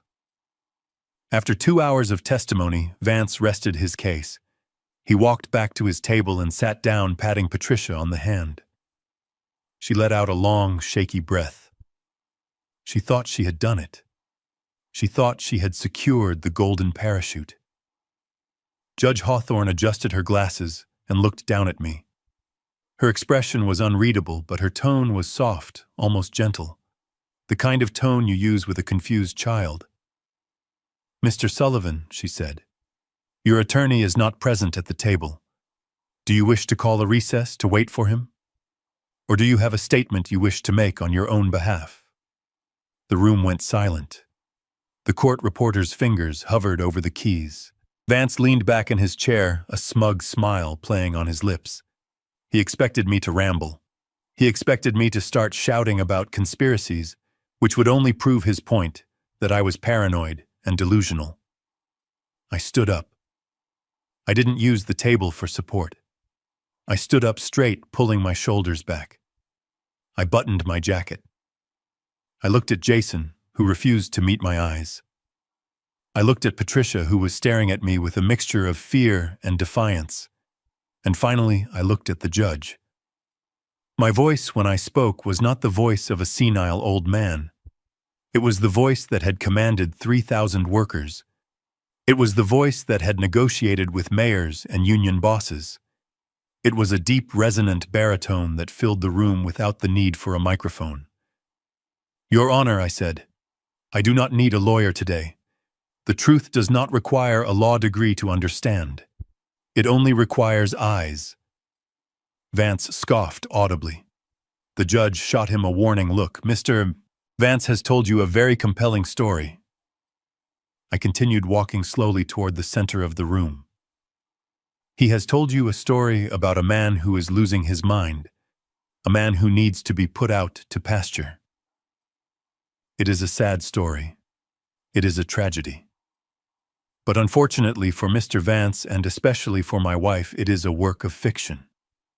I stopped in front of the judge's bench. "They claim I am confused.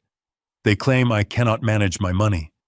They claim I am a danger to this family. I am not here to argue with them. I am not here to shout. I am here to show you exactly who is confused and who is dangerous." I turned around and pointed to the large projection screen that Vance had used to show the edited video of me. "I asked the court for 15 minutes, I said, my voice dropping to a dangerous low. "Just 15 minutes. I have prepared a short film. A documentary, if you will. It chronicles the events of the last 7 days. And when it is over, Your Honor, you will not be asking who should be my guardian.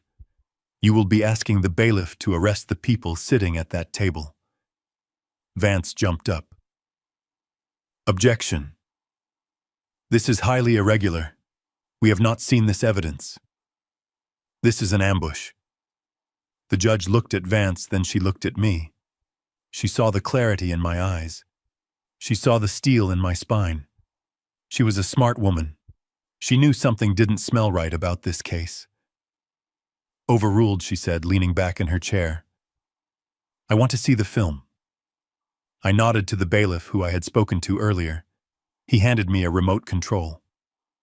I walked back to my table and plugged in my laptop. The screen flickered to life. I looked at Patricia one last time. The color had drained completely from her face. She knew. Deep down in the pit of her stomach, she knew. I pressed play. The lights in the courtroom dimmed, and the first image that appeared on the screen wasn't me.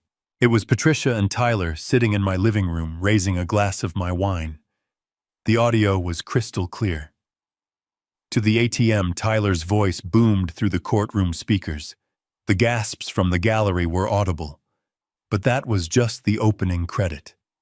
The real show was about to begin. The screen went black, but the image of my wife and her lover toasting to my demise seemed to burn in the air like a ghostly afterimage. The courtroom was silent, a heavy, suffocating silence that pressed down on everyone present. The judge was staring at the blank screen, her mouth set in a grim line. Vance, the slick lawyer who had been so confident 5 minutes ago, was now frantically whispering something to Patricia, but she wasn't listening. She was staring at me. Her eyes were wide, glassy, and filled with a dawn of horror that was just beginning to break. She knew I had caught her. She knew her moral high ground had just been nuked, but she was still clinging to one desperate hope: the money. She probably thought that even if I proved she was an adulteress, she was still entitled to half. She thought the worst-case scenario was a messy divorce where she walked away with $20 million instead of 40. She was wrong. I turned away from the screen and walked back to the defense table. I didn't sit down. I reached into my leather briefcase, the old battered one that I had carried to every major closing for 3 decades. I pulled out a thick binder bound in blue leather. It wasn't a medical record. It wasn't a guardianship paper. It was something far more powerful. I walked to the bench and placed the binder gently in front of Judge Hawthorne. The sound of the heavy book hitting the wood echoed through the room. Your Honor, I said, my voice calm and leveled. Mr. Vance has spent the last 2 hours arguing that I am incompetent to manage my own assets. He has argued that my wife needs to be appointed guardian to protect the Sullivan estate. But there is a fundamental flaw in his argument. A flaw that had he done even a shred of due diligence he would have discovered weeks ago. I paused, looking back at Vance. He had stopped whispering. He was staring at the blue binder as if it were a bomb.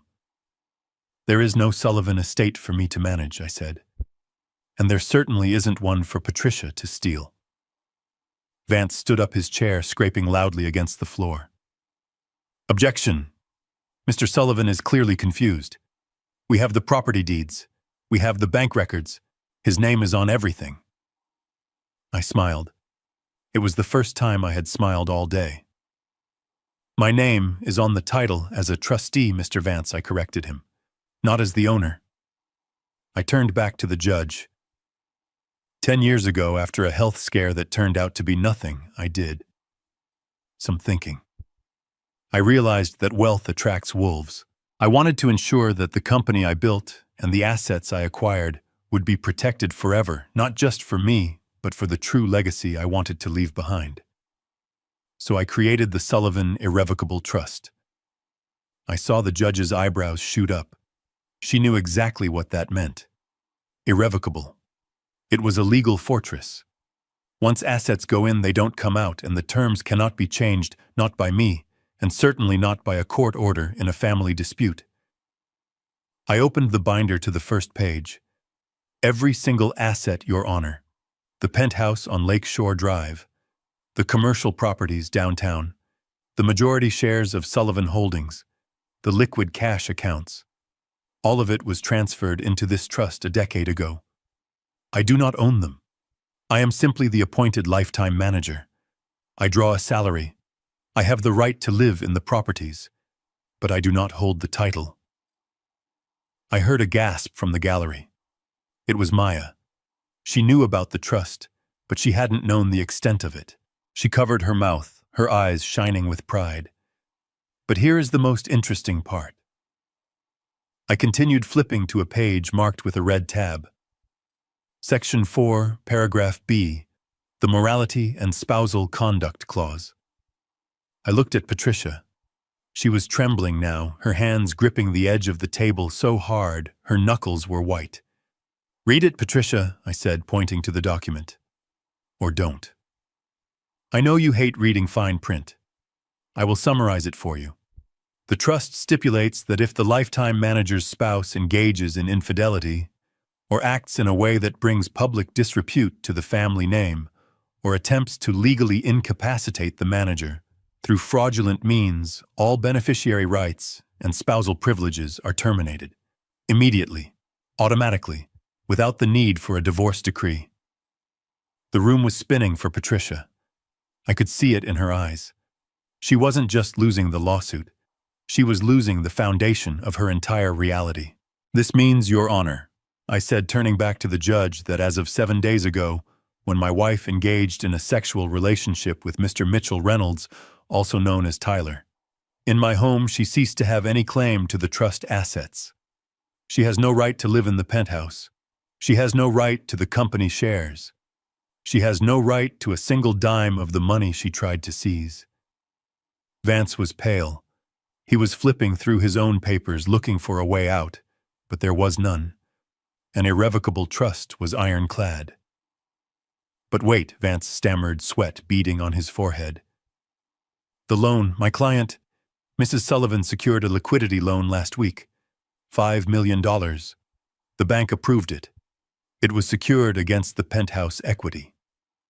I laughed. It was a cold, harsh sound. "Ah, yes, the loan," I said. "I was wondering when we would get to that." I walked over to the witness stand, where Jason was still sitting, looking like a deer in headlights. I leaned on the railing. "You see, since the penthouse belongs to the trust, and Patricia is not a trustee, she had no legal authority to pledge it as collateral. The bank approved the loan based on her fraudulent representation that she was the owner." I turned to look directly at Patricia. "You signed those papers, Patricia. You signed a personal guarantee. You told the bank you owned the asset. That is called bank fraud. But more importantly, since the collateral is invalid, the trust is not liable for that debt. You are." Patricia let out a small, strangled squeak. $5 million, I said, spelling it out for her. "You borrowed $5 million in your own name. You sent it to a con artist who has already vanished. And now the bank is going to come looking for their money. They can't take the penthouse. It belongs to the trust.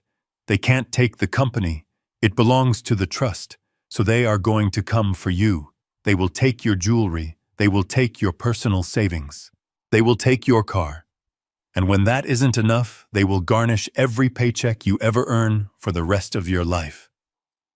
Patricia slumped forward, her head hitting the table with a dull thud. She didn't faint this time. She just gave up. The weight of the truth crushed the air out of her lungs. She had played the Game of Thrones, and she had just been checkmated by a piece of paper she didn't even know existed. I looked at the judge. "Your Honor, I ask that you dismiss this guardianship petition with prejudice. I ask that you issue an immediate eviction order for Patricia Sullivan and Jason Miller from all trust properties. And I ask that you forward the transcript of this hearing, along with the evidence of the fraudulent loan application, to the district attorney's office." Judge Hawthorne looked at the binder, then at the video screen, and finally at Patricia, who was sobbing quietly into her arms. The judge's face was hard. She had no sympathy for predators who got caught in their own traps. "Petition denied." Judge Hawthorne slammed her gavel down, the sound echoing like a gunshot. "Mr. Sullivan, you are clearly of sound mind. In fact, you seem to be the only person in this family who knows what is going on. The temporary guardianship is revoked immediately." She turned her gaze to Vance. "And, Counselor," she added, her voice dripping with ice, If I find out you knew about this fraudulent loan, I will have you disbarred so fast your head will spin. Get your client out of my courtroom." Vance didn't argue. He started packing his briefcase with frantic, jerky movements. He wanted to get as far away from Patricia as possible. He knew she couldn't pay his legal fees anymore. I stood there watching the ruins of my family. Jason was crying, actually crying, wiping his nose on the sleeve of my expensive suit. Patricia was a broken heap. I walked over to her. I didn't offer a hand. I didn't offer comfort. I leaned down just close enough so only she could hear me. "You wanted a younger man," I whispered. "You paid $5 million for him. I hope he was worth it." I straightened up and buttoned my jacket. I felt lighter. The anger was gone, replaced by a clean, empty space where my marriage used to be. It was time to fill that space with something better. I turned and walked toward the back of the courtroom. Maya was standing there, smiling through tears. I walked past the gallery, past the shocked faces of the spectators. I walked out the double doors and into the hallway. The air out there tasted different. It didn't taste like betrayal anymore. It tasted like freedom. I had my company back. I had my dignity back. And I had taught a lesson that would be talked about in Chicago for a generation. But I wasn't done yet. There was one loose end. A loose end with a barcode tattoo. And I had a feeling that Mitch Reynolds was about to find out that stealing from Hank Sullivan was the worst retirement plan he could have ever made. The courtroom was silent, but it was a different kind of silence now. It was the silence of a tomb after the stone has been rolled shut. Patricia sat slumped in her chair, a woman hollowed out by the realization that she was not only bankrupt, but had been played for a fool by the very man she destroyed her marriage for. But I was not finished. The civil matter of the trust was settled, yet there was still the matter of the criminal conspiracy that had brought us here.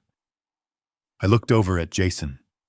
He was trying to make himself invisible, shrinking into his oversized suit, his eyes darting toward the exit sign. He thought that because the judge had dismissed the guardianship, he could just walk away. He thought his only crime was being an incompetent CEO. He was wrong. "Your Honor," I said, my voice cutting through the heavy air, "I have one final piece of evidence to present. While my wife was the face of this operation, she was not the mastermind. Or rather, she was not the only one looking to profit from my demise." I clicked the remote one last time. The screen flickered back to life. The timestamp on the video was from 3 days ago. The location was the hallway outside my office at Sullivan Holdings. The camera angle was high, hidden in a smoke detector I had installed myself years ago. On the screen, Jason was pacing back and forth. He looked nervous. Then Tyler walked into the frame. He was carrying a duffel bag. "Going somewhere?" Jason asked on the video. Tyler laughed, adjusting the strap on his shoulder. "The heat is getting too high, kid. The bank is asking questions about the wire transfer. I am taking the next flight to the Caymans." Jason didn't try to stop him. He didn't threaten to call the police. Instead, he stepped closer, lowering his voice, but the audio enhancement picked it up clearly. "What about my cut?" Jason hissed. "We had a deal, Mitch. You get the $5 million from the house, I get the power of attorney over the company accounts. But if you leave now, the old man might fight back. I need cash to pay off the doctor for the fake medical report." Tyler reached into his jacket pocket and pulled out a thick envelope. He slapped it into Jason's chest. "There is 50 grand. That is enough to keep Dr. Evans quiet about the edited tapes. The rest is yours when the old man is locked up in the nursing home. Good luck, CEO." Tyler walked away whistling. Jason opened the envelope, thumbing through the stack of $100 bills with a greedy, satisfied smirk. I paused the video on that frame. Jason's face illuminated by the money twisted into a mask of pure avarice. The courtroom erupted. It wasn't just gasps this time. It was a collective outcry of disgust. Patricia slowly turned her head toward her son. Her eyes were wide, bloodshot, and filled with a horror that transcended money. You knew she whispered, her voice trembling so violently it was barely audible. You knew he was a con artist. You knew he was stealing the money, and you let me sign the loan. Jason scrambled to his feet, his hands shaking. It is a deep fake, he screamed, pointing at the screen. That is AI. I never said that. He is framing me. But his voice lacked conviction. He sounded like a cornered rat squealing before the trap snaps. I turned to the back of the courtroom. I didn't need to say a word. The heavy oak doors swung open with a resounding thud that silenced Jason's protests. 3 officers in dark suits walked in. They weren't regular beat cops. The gold badges on their belts identified them as detectives from the Economic Crimes Unit. Jason froze. He looked at the door, then at the window as if calculating if he could jump from the 2nd floor. Jason Miller, the lead detective, announced, his voice booming. You are under arrest for conspiracy to commit wire fraud, forgery of medical documents, and elder abuse. Jason tried to run. It was a pathetic attempt. He scrambled over the railing, tripping over his own feet. The detectives were on him in seconds. They didn't treat him gently. They slammed him against the table, the sound of his face hitting the wood echoing through the room. Mom screamed as the handcuffs clicked shut around his wrists. Mom, tell them I was just helping you do something. Patricia didn't move. She couldn't move. She was watching the boy she had spoiled, the boy she had chosen over her husband, being dragged away like a common criminal. The son who had agreed to let her lover steal $5 million from her just so he could get a piece of the action. The detectives hauled him toward the door. As he passed me, Jason looked up. His eyes were wild, pleading. Hank, please, he sobbed. I am your son. You raised me. Don't let them take me. I looked down at him. I saw the toddler I had taught to walk. I saw the teenager I had taught to drive. And I saw the man who had paid a doctor $50,000 to certify that I was insane. I didn't raise a criminal, Jason, I said softly. You did that all on your own. The doors closed behind him, cutting off his wails. The silence that followed was heavy, suffocating. I turned back to the judge. She looked shaken. She had presided over hundreds of cases, but the sheer cruelty of a son selling out his mother was something that clearly disturbed her. The video evidence has been submitted to the district attorney, Your Honor, I said quietly, along with the confession from Dr. Evans, who decided to cooperate this morning in exchange for leniency. I looked at Patricia. She was the only one left. The table where her legal team had sat was empty. Vance had slipped out the side door the moment the police walked in. She was alone in the center of the room. She looked at the empty space where Jason had been. Then she looked at the screen where her lover had mocked her. Then she looked at her hands, empty of rings, empty of money, empty of hope. It hit her all at once. The adrenaline faded, leaving behind the crushing weight of reality. She let out a sound that I will never forget. It wasn't a scream. It was a moan, a low, broken sound of a soul snapping in two. She slid out of her chair and collapsed onto the floor. She didn't try to catch herself. She just fell, a heap of black fabric and ruined dreams. She curled into a ball, clutching her chest, gasping for air, as if the room had suddenly run out of oxygen. Hank, she wheezed, reaching a hand out toward me. Please. The debt. The bank. They will take everything. I have nowhere to go. I looked at her hand. It was the same hand that had signed the papers to evict me. It was the same hand that had poured wine for the man who robbed her. I felt a ghost of the love I once had for her. It was a faint, distant ache, but it wasn't enough to bridge the ocean of betrayal she had created. You have your health, Patricia, I said, my voice void of malice but full of finality. You can work. You can start over. It will be hard. It will be humble. but it is the only way you will ever learn the value of what you threw away. I turned to the judge and gave a slight bow. Thank you, Your Honor. I walked down the aisle, my footsteps steady and sure. I didn't look back at the woman sobbing on the floor. I didn't look back at the screen.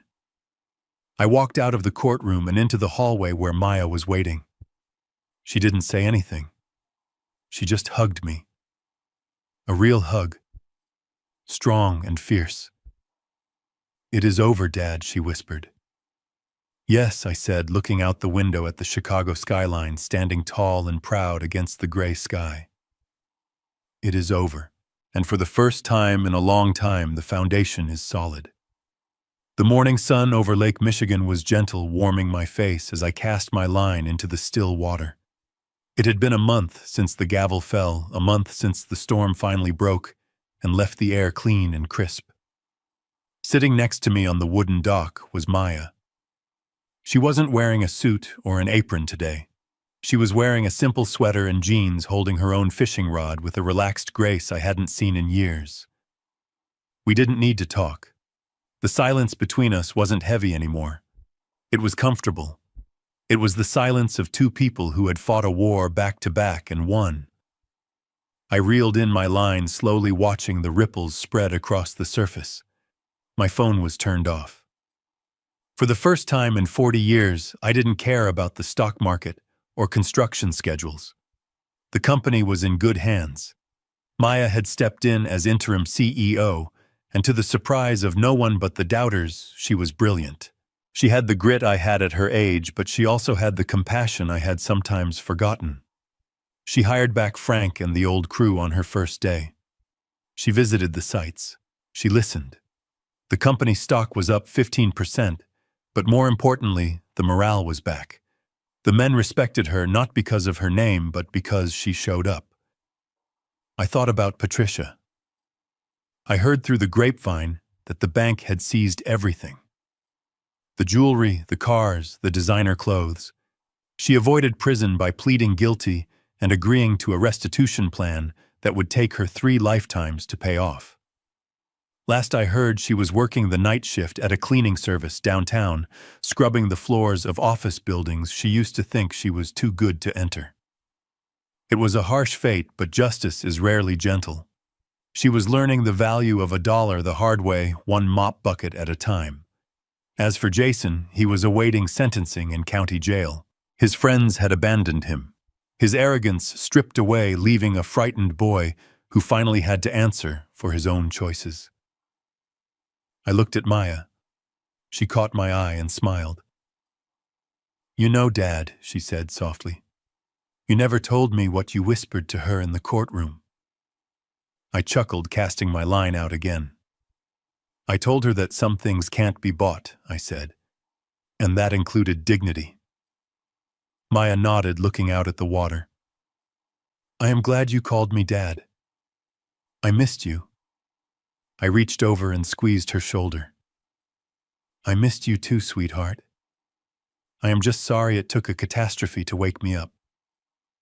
We sat there for a long time, watching the bobbers dance on the water.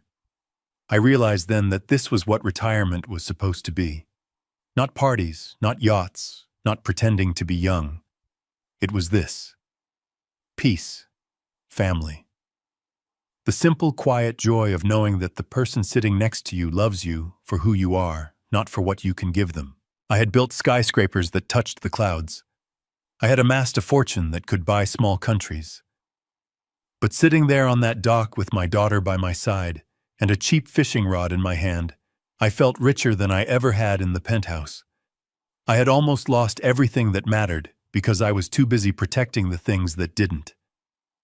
I had let a fox into the henhouse because she flattered my ego, and I had pushed away the only person who would have defended me with her life. It is a hard lesson for a man to learn at 70, but I learned it, and I am still standing. I reeled in my line and set the rod down. I turned to look at you, the person listening to this story. I know you are out there. Maybe you are a father who feels unappreciated. Maybe you are a husband who suspects something isn't right. Maybe you are just someone trying to do the right thing in a world that seems to reward the ruthless. Don't let them break you. Don't let them make you doubt your own mind. They will call you old.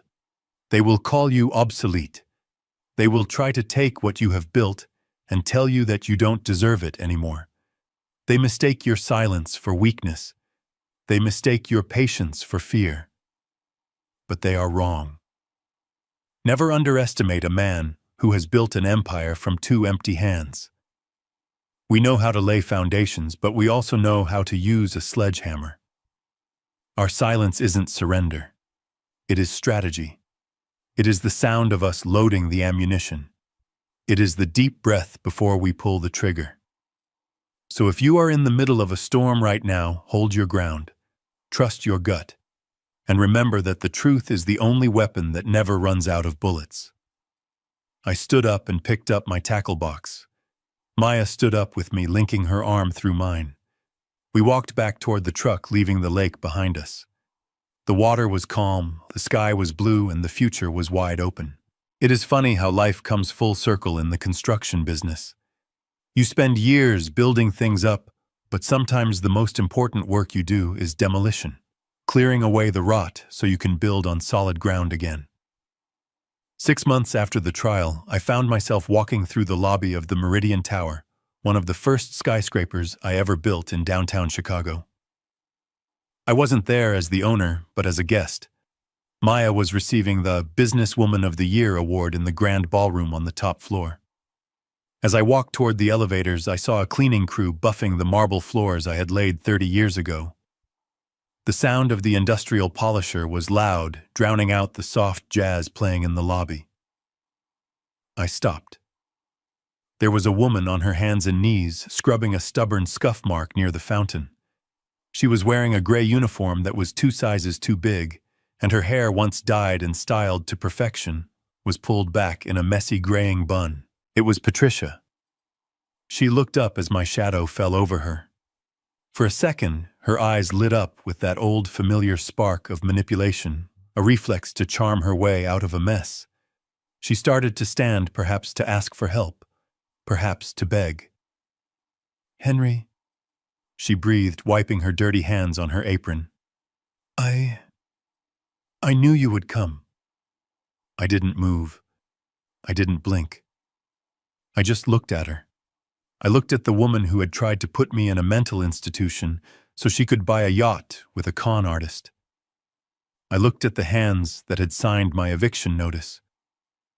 "I didn't come for you, Patricia," I said, my voice echoing slightly in the large lobby.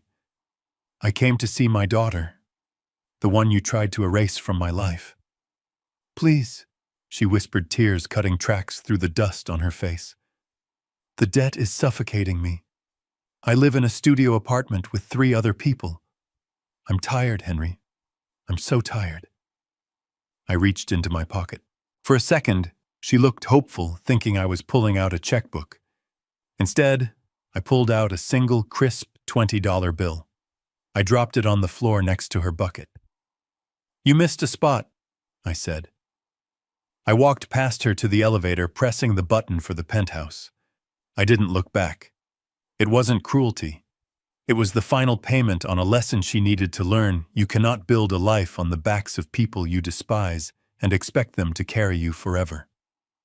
Upstairs, the doors opened to a different world.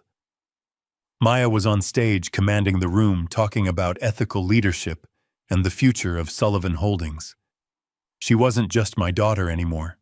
She was a titan in her own right. She had taken the bricks I gave her and built a castle, not a prison. Watching her, I realized that the $5 million Patricia lost was the best investment I ever made. It bought me the truth.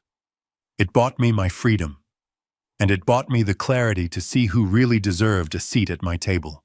So if you are holding on to someone toxic because you are afraid of being alone or afraid of what people will say, let them go.